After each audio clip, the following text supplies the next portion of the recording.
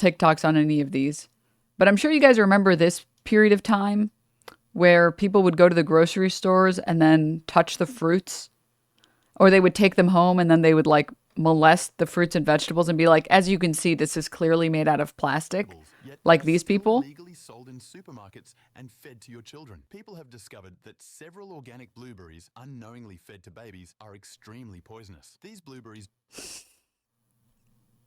I don't even know what the voiceover is talking about. don't rip apart when cut in half and have a reflective surface. Additionally, watermelons that bend without breaking and avocados that twist without breaking have been reported. Reports indicate that consuming these rubbery items can cause severe stomach pain, stroke,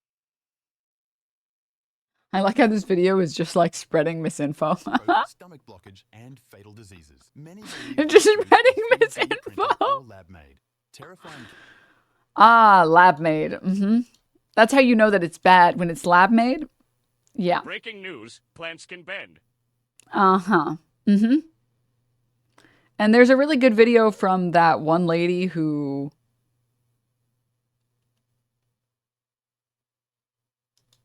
For some mysterious reason, in the past few months, there's this been one loads here. of videos popping. But there was that one video from that one lady who stop. I really wish videos would stop autoplaying, even though I have the autoplay stopper. Remember when Ariana Grande upset a bunch of people when she licked the donut? Maybe she was checking to see if it was plastic. No. I was forgetting what I was saying. No, stop. I'm getting distracted. Right. There's this woman that does like viral video takedowns basically, and I forget what her name is. She's Australian. And she breaks down like food science and she explains like the debunking lady. Yeah, you guys know her. Anne Reardon. Yes. But I think she did a video on one second.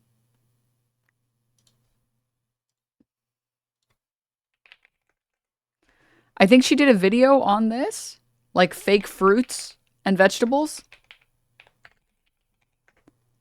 Or maybe it was someone else, but there was a video that I saw that explained like how the different things inside of a fruit and vegetable change over the course of, one, its growth period, and two, the fruits and vegetables that continue to ripen after you take them off the vine or off the tree or whatever. So like mangoes, for example, they will continue to ripen as time goes on, even though they're not on the tree. Same thing with like avocados, and that things fundamentally change inside of them. So like, for example, bananas, if you use unripe bananas that are still a little green in like banana bread, your banana bread is going to taste bad. It's not going to be very sweet because the stuff inside of the banana hasn't changed yet and hasn't like sweetened yet. Whereas the bananas that are covered in like spots, now that's a good banana. You want some old ass brown bananas for that. Yeah, there's like chemical reactions that are happening in there that fundamentally change what's inside of it. The sugars haven't developed. I couldn't tell you the exact science behind it. Every time I read it, I'm like, what is this again? Oh, okay, that's how it works. And then I immediately forget. Starchy versus sugary bananas, yeah. But basically things continue to change over time. And actually, it's not that your food is plastic, but it's that it hasn't, the sugars haven't developed, the fruit or vegetable hasn't ripened, and they fundamentally change. And this has always happened since the beginning of time. Well, we've got a new one, guys. You don't understand. These are my favorite hogs, chat. This goes up quick. See that? Bread's supposed to be squishy. It goes right up. You know what that means? It's not real bread. This is some real bread right here. Dude, someone wanted to buy that. See how it stays down?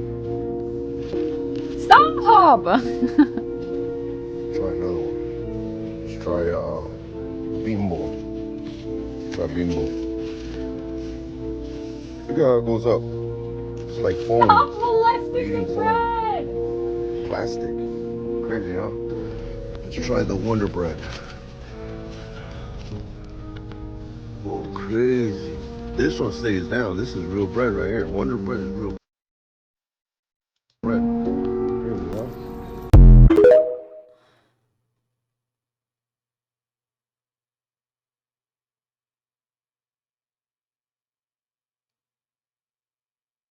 Like, isn't it fucked up that like half of America would see this video and agree with it?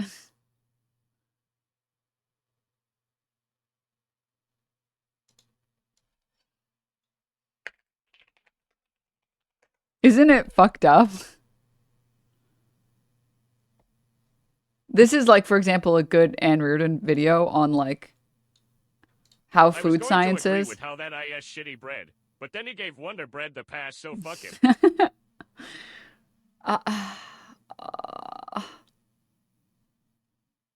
Hold up, let me. Welcome to How to Cook That. I'm Anne Reardon, and today, due I to love you, popular Anne. demand, I'm going to be testing the Is Your Food Fake video by Blossom. So many of you sent me this video and said, we know it's probably not true, but it's causing doubts. And this is from 5 years ago. Here we go. Rat poo is natural and we don't want it in our food. Uranium's natural and it will kill us. The problem with natural is it's actually not been defined by law of what is natural and what isn't when it comes to food labelling. Rat poop is natural. It's just such a hot debate as to what is and isn't natural, and it gets so complicated. I mean, the FDA in the US has asked for public comment on this. They've been debating this for years now and they still haven't defined it. So that should let you know how complicated natural is. So for the moment, if you see natural on a food label, it doesn't really mean anything. So just flip it over, read the ingredients and decide for yourself. But let's actually do this test. Let's actually get some cheese and a flame and see what happens. Okay, so we'll start with the cheese singles. Sorry, I skipped ahead to from the part that she showed the video. This one. Wow, it was actually very instant.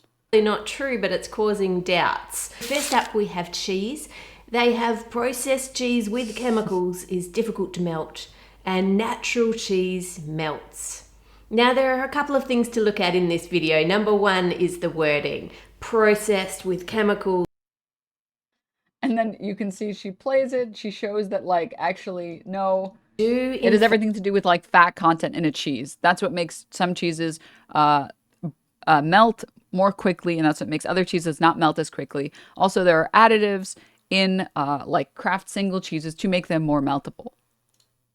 Also, yeah, all cheese is processed. It's just burn. Don't do this at home because you might actually burn your fingers. You have to be very careful. But it does in fact burn when it's exposed to an open flame. Now, if we try with the natural cheese in front of the flame, it melts and drips down. So why is that? Blossom have implied by their video that was because of the additives and the chemicals in the cheese singles that it burned. But if we flip over the back of the packet, which is what I'm encouraging you to do, and read the nutrition information panel, then you can see that this one, the singles, per 100 grams has 18.9 grams of fat. Remember that number, 18.9, whereas the natural cheese has a fat total per 100 grams of 33.3 grams. So it's nearly double. What? You mean things that have more fat in them are more likely to melt before they burn?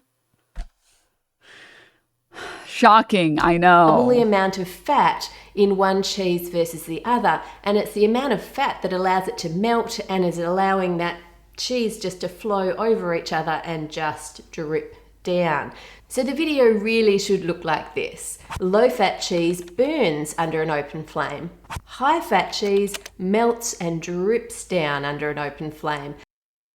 Oh my God, it's almost like the content of the cheeses matters and you don't just put the processed, evil, toxic foods. Oh my God, and it's the same thing with this fucking video. Some breads. This goes up quick. See that? Bread's supposed to be squishy. Goes right up. You know what that means? It's not real bread. This is some real bread right here. See how it stays down? It's more fucking bread, dude. This is the guy. When I go to the grocery store and I'm like, oh, dude, finally. I've been waiting all week to get this bread. And I go reach for it and it's all fucking destroyed and mushed. And I'm like, dude, who is fucking doing this to my fucking bread? It's the last fucking one, dude. Are you kidding me? Let's try It's the fucking bread molester out on the fucking loose. Look how it goes up. It's like foam. We're eating foam. Plastic. Crazy, huh? Let's try the Wonder Bread. Oh, crazy. This one stays down. This is real bread, right? Pointing at Wonder Bread and being like, this is real bread. Oh. For anyone who doesn't understand these things, or doesn't know, different flours have different fat content. So, for example, if you've ever bought rye bread, bread is really good because it has a particular flavor and texture. But most rye bread that you buy is actually they actually use some wheat flour as well, and as well as the rye flour, because the thing is, rye is really dense. Same thing with pumpernickel. It's really dense. So the breads don't have a lot of levity. So when you push down on them, there's nothing to help give them the bounciness. The bread that he points out, Dave's Killer Bread, which I actually really like Dave's Killer Bread. I was on a big kick of Dave's Killer Bread for a while because it's a protein bread. So there isn't a lot of fat in there, like butter and whatever, oils. And there aren't a lot of like leaveners in there. So it's a very dense bread. Flours that have higher protein in them relative to just carbs have a denser structure. They are more dense. This is one of the big problems for anyone who's ever tried to make things that are gluten-free. This is one of the biggest problems with making gluten-free cakes and breads. Gluten and the gluten strand structures that form when you are making bread, and as well as butters and sugars and all these other things, allow the bread to rise. When you make gluten-free things, there's not really anything there that's going to help it rise. And because what you're using is so dense, you can't form those same gluten strands. So it doesn't, gluten is free, no tariffs. So yeah, it literally has to do with like how flour works, how gluten works, how gluten strands work, how leavening works. Anyone who knows about the fake breads, they're breads that have a lot of fat in them and they have a lot of sugar in them. Mostly because you want those to be shelf stable for a very long period of time. There is like an appeal for bread that just, you can have it for like a month and it's somehow still good. Again, because of the sugars in it, it stays good for a very long time because sugar and salt are preservatives, in addition to other preservatives that I'm sure they use. Same thing with butter. There's a reason that certain cakes are denser than other cakes. Angel food cake is really soft and fluffy and light because it has lots of leavening. Whereas like banana bread, which is like, or carrot cake, actually. Carrot cake is better. Carrot cake, which has a lot of other ingredients that aren't conducive to leavening, are very dense cakes. It has to do with what you put inside, how much fat is in there, how much sugar is in there. And that's why certain things bounce and other things don't bounce. Yeah, pound cake is dense as fuck. Yep. I live alone. I can never finish a rye loaf before it gets moldy. I know. I feel you. Oh. So boobs have a lot of leavening. That's true. That is actually true. But instead of like actually reading up on any of these things and being like, I wonder why this happens. I wonder why certain breads are bouncier than others. It's just like, no, this has to be fake and it's got to be foam and they're selling us foam. Okay. Sure, why not? Sure, why not? Keep your bread in the fridge if it gets moldy. Well, no. If you are running into mold problems with bread, you should like remove half of it and put it in the freezer. You can even like, I will sometimes separate things with parchment paper so they're easy to grab. Refrigerating it makes it get stale. Technically, freezing is the best strategy. If you don't like freezing, you can, by the way, put it, I mean, there are some breads that I will leave in the fridge because I recognize that like the process of staleness doesn't impact it as much. Like I find that like pita bread I can leave in the fridge and it doesn't become that stale. But technically you're supposed to freeze. You're supposed to freeze your bread. Also, bread is literally cheaper than foam. It's heavily subsidized. Yeah. Yeah. Yeah. No, I never said anything about eating around the mold. I'm saying if you run into problems with mold, like you can never finish a loaf soon enough, as soon as you buy the bread, you should just put half of it away in the freezer. That way it won't get moldy. No, don't eat don't eat some bread that has mold on it. No. No, don't do that. Don't do that. Mold is it can spread in things that are like porous. So like for example, cheeses. There are some cheeses that if a little bit of it gets moldy, you shouldn't eat the rest of it. But soft cheeses, with hard cheeses, technically you can just cut the mold off. Whereas with soft cheeses, like if a little bit of your mozzarella cheese is moldy, you have to throw the whole thing out. Okay. Anyways, I really do.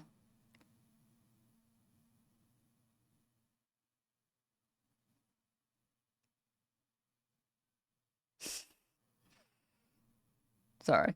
I really do love these specific hogs. I really do love these specific hogs. Oh, God, dude.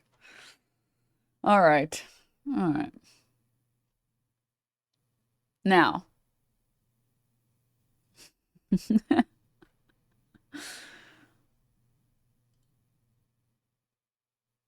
I've started enjoying moldy bread after watching Aspen's stream. No! This is the one good Johnny CIA Harris video. This is before he went full... Well, not before, but this was just like a random break that he had with the CIA.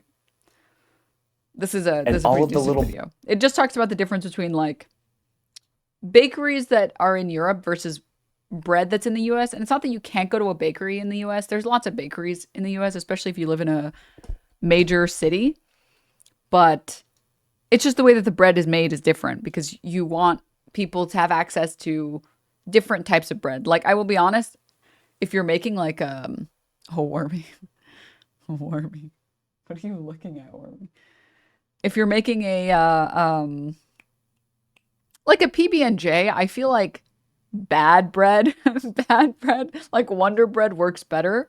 Whereas if you're making a French onion soup, I feel like you need to have like a nice bakery style like sourdough that's going to get hard in less than a day. Just different breads work for different things. It's not that one is better than the other. It's not that one is worse than the other. It's that, again, some breads just work better for different things. All right. Okay. Enough of that. Enough of that. Okay. Someone sent this. I'm scared.